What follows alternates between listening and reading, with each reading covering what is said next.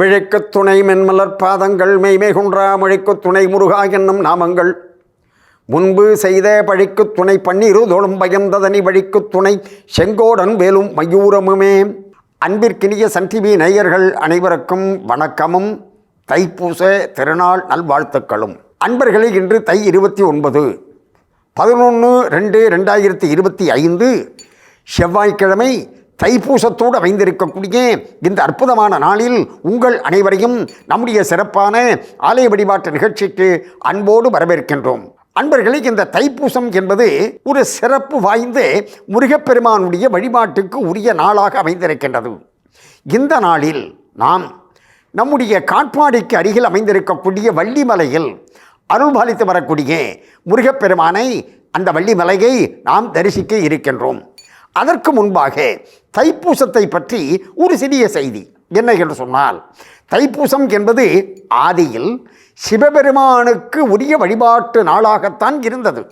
ஆனால் காலப்போக்கில் இது முருகப்பெருமானுக்கு உரிய வழிபாட்டுக்குரிய நாளாக மாறிவிட்டது.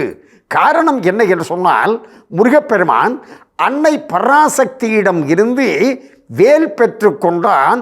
அது எந்த நாளில் என்று சொன்னால், இந்த தைப்பூச திருநாளில் அசுரர்களை அழிப்பதற்காக இறைவன் அம்பாளிடம் இருந்து, பராசக்தியிடம் இருந்து வேல் பெற்ற நாள் எது என்று சொன்னால் தைப்பூசம். ஆகியனாலே தான் இந்த தைப்பூச நாளில் நாம் விரதம் இருந்து முருகனை வழிபாடு செய்து, அதிலும் குறிப்பாக வேல் பூஜையும் செய்து நாம் வழிபாடு செய்தோம் என்று சொன்னால், நாம் எடுக்கக்கூடிய எல்லா முயற்சிகளிலும் வெற்றி கிடைக்கும் என்று சொன்னால் மிகையல்ல அல்லவா அன்பர்களே? இப்படிப்பட்ட இந்த அற்புதமான நாளில் முருகப்பெருமான் அன்னை பராசக்தியிடமிருந்து வேல் பெற்றார் என்று சொல்கின்ற நேரத்தில், அந்த வேலுக்கு சக்தியை கொடுத்தது யார் என்று சொன்னால் அம்பிகை. ஆகையினாலே தான் சக்தி வேல் என்று கொண்டாடப்படுகின்றது. அந்த வேலுக்கு இருக்கக்கூடிய சிறப்பு என்ன என்று சொன்னால், அதனை ஞானவேல் என்றும் நாம் குறிப்பிடுகின்றோம். அப்படி ஞானவேல் என்று அந்த வேலை பற்றி குறிப்பிடுவதற்கு என்ன காரணம்? ஞானம் என்று சொன்னால் என்ன? ஞானம் என்று சொன்னால் நாம் என்ன செய்கின்றோம்? அது ஏதோ ஒரு தனிப்பட்ட ஒரு அனுபவம் என்பதைப் போல நாம் நினைத்துக் கொள்கின்றோம். ஆனால் ஞானம் என்பது நமக்கு கைவர வேண்டும் என்று சொன்னால் அதற்கு வேல் வழிபாடு என்பது மிக மிக முக்கியம். எனவே அன்பர்களே, ஞானத்தை தரக்கூடிய அற்புதமான முருகப்பெருமானாக இருக்கக்கூடிய அந்த இறைவனுக்கு உரிய இந்த நாளில், தைப்பூச நாளில் நாம் வள்ளிமலை முருகப்பெருமானை தரிசிப்போம் வாருங்கள். தைப்பூச திருவிழாவை முன்னிட்டு நாம் இன்றைய தினம் வள்ளிமலை முருகப்பெருமானை தரிசித்து கொண்டு இருக்கின்றோம். தைப்பூசத்தை பற்றிய சிறப்பு செய்திகளையும் நாம் சிந்திக்க தொடங்கினோம். இந்த தைப்பூச நாளில்தான் அன்பர்களே முருகப்பெருமான் வேல் பெற்றார். அது ஞானவேல். அது ஞானவேல் என்று ஏன் அழைக்கப்படுகின்றது? நிறைவு பகுதியில் சிந்திப்போம்.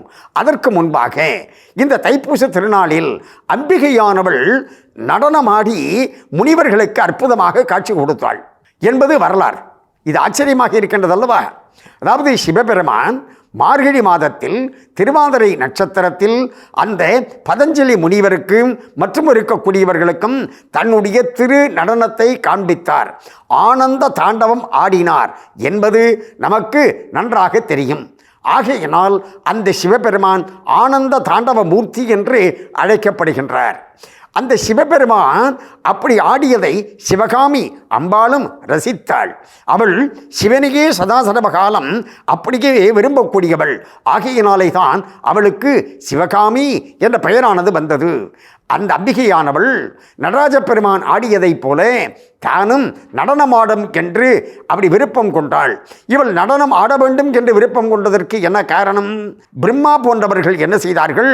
மற்றும் இருக்கக்கூடிய தேவர்களை அழைத்து அம்பிகையை வேண்டி வணங்கி, நீங்களும் இறைவனைப் போல நடனம் ஆடி எங்களுக்கு அருள் செய்ய வேண்டும் என்று கேட்டார்கள். ஆகையினால் அம்பிகையானவள் நடனம் ஆடிய நாள் எது என்று சொன்னால் இந்த தைப்பூச திருநாள். ஆகையினாலே தான் இந்த தைப்பூச திருநாள் அம்பாள் வழிபாட்டிற்கும் உரிய நாளாக மாறிவிட்டது என்றும் நாம் எடுத்துக்கொள்ளலாம். இன்றைக்கு நாம் முருகனை மட்டும் வணங்காமல் சிவபெருமானையும் வணங்க வேண்டும், அம்பாளையும் வணங்க வேண்டும். அப்பொழுதுதான் நமக்கு அதீதமான அருளானது, அதாவது மிக நிறைவான அருளானது கிடைக்கும் அல்லவா? இந்த தைப்பூச நாளில்தான் பிரபஞ்சத்தினுடைய இயக்கம், அதாவது உலகத்தினுடைய இயக்கம் தொடங்கியது என்றும் குறிப்பிடப்பட்டு இருக்கின்றது. அதாவது பிரளய காலத்தில் இந்த உலகமானது அப்படியே அழிந்து, அதற்கு பிறகு இந்த உலகமானது இறைவனாலே தைப்பூச திருநாளில் படைக்கப்பட்டு அப்படியே சலனமில்லாமல் இருந்தது. அந்த சந்தர்ப்பத்தில் அம்பிகையானவள் உலக இயக்கத்தில் ஒரு சலனத்தை ஏற்படுத்தினாள். எனவே அந்த சலனத்தை ஏற்படுத்தி பிரபஞ்சத்தினுடைய இயக்கம், இந்த உலகத்தினுடைய இயக்கம் தொடங்குவதற்கு காரணமாக அமைந்த நாள் எது என்று சொன்னால் தைப்பூசம். இப்படிப்பட்ட இந்த தைப்பூச திருநாளில் நாம் வள்ளிமலை முருகப்பெருமானை தொடர்ந்து தரிசிப்போம் வாருங்கள். இந்த தைப்பூச நாளில்தான் பிரபஞ்சத்தினுடைய இயக்கம் தோன்றியது. முருகப்பெருமான் அன்னையிடமிருந்து, அன்னை பராசக்தியிடமிருந்து வேல் பெற்றார் என்றெல்லாம் பார்த்து வருகின்ற நேரத்தில் அந்த வேலானது ஞானவேல் என்று அழைக்கப்படுகின்றது என்று. அப்படி ஞானவேல் என்று அழைக்கப்படுவதற்கு என்ன காரணம்? இப்பொழுது ஞானம் என்று சொன்னால் நாம் என்ன நினைக்கிறோம்? ஞானம் என்று சொன்னால் அன்பர்களே, அறிவானது இப்போ சாதாரணமாக நம்ம ஒன்றை படித்து தெரிஞ்சுக்கிறோம் இல்லைங்களா? அது ஒரு சாதாரணமாக பேசிக்காக ஒரு அறிவு, நாலெட்ஜ், அவ்வளவுதான். அதாவது ஒன்றை படிக்கிறோம், ஆனால் அதை பின்பற்றுகின்றோமா என்று சொன்னால் இல்லை. அந்த படிப்பதை பின்பற்றி நாம் வாழ்க்கையில் வெற்றி அடைய வேண்டும், அதுதான் ஞானம். எப்படி என்றால், இப்போ ஏதோ ஒரு பழக்கம் தீயது அப்படின்னு நம்ம ஏதோ ஒரு பேக்கெட்டை வாங்குறப்ப அது மேலே போட்டிருக்கான், ஆனால் அதை படிச்சுக்கிட்டே நம்ம வாங்குகிறோம், அதை பயன்படுத்துகிறோம் இல்லைங்களா? பயன்படுத்தக்கூடாது என்ற ஒரு அறிவானது நமக்கு தட்டி சொல்லவில்லையே. எனவே இப்போ அறிவு என்பது சாதாரணமாக ஒரு அறிவாகவே தான் இருக்கின்றது. ஆனால் அதுவே அனுபவமாக மாறி பிறகு ஒரு முடிவானது கிடைக்கின்ற பொழுது அதுதான் ஞானமாக பரிமளிக்கின்றது. எப்படி என்று சொன்னால், இப்போ ஒரு விளக்கானது, தீபமானது எரிந்து கொண்டு இருக்கின்றது. அப்படி எரிந்து கொண்டு இருக்கின்ற நேரத்தில் அந்த தீபத்தை, அதாவது அந்த ஃப்ளேமை தொட்டால் சுடும் என்று சொல்வது அறிவு. பிறகு தொடுவது அனுபவம். பிறகு தொடக்கூடாது என்று பெறுகின்றோம் அல்லவா, அதுதான் ஞானம். எனவே இப்பொழுது அறிவு, அனுபவம், இந்த இரண்டும் சேர்ந்து பிறகு தெளிவதுதான் ஞானம் என்பது. அப்படிப்பட்ட ஒரு ஞானத்தை கொடுக்கக்கூடியது தான் அந்த வேல். ஆகையினாலே தான் அது வேல் வழிபாடு ஞானத்தை தரக்கூடியதாக, ஞான வேலாக அமைந்திருக்கின்றது என்று குறிப்பிடுவார்கள். அன்பர்களே, இப்படிப்பட்ட இந்த அற்புதமான அந்த வேலை அன்னை பராசக்தியிடம் இருந்து பெற்ற நாள் தைப்பூசம். பிரபஞ்சத்தினுடைய இயக்கம் தொடங்கிய நாள் தைப்பூசம். அதற்கடுத்ததாக அன்பர்களே, இந்த தைப்பூச திருநாளில் நாம் வள்ளிமலையில் அருள்பாலித்து வரக்கூடிய முருகப்பெருமானை தரிசிக்கக்கூடிய அற்புதமான பாக்கியத்தை இன்றைய தினம் பெற்றிருக்கின்றோம். அதாவது முருகப்பெருமான் எப்படி என்று சொன்னால் 2 கால்களோடு 12 திருக்கரங்களோடு நமக்கு காட்சி தருகின்றார். அவர் 12 திருக்கரங்களை கொண்டு இருப்பதற்கு என்ன காரணம்? 2 கையை உடைய மனிதன் அவருடைய 2 கால்களை பற்றி கொண்டு கதறுகின்ற நேரத்தில் அவர் அருளை வாரி வாரி வழங்க வேண்டும் என்பதற்காக கைகளை பலவாக கொண்டார். ஆகையினாலே அவர் வள்ளல். வள்ளலுடைய மனைவி வள்ளி அல்லவா?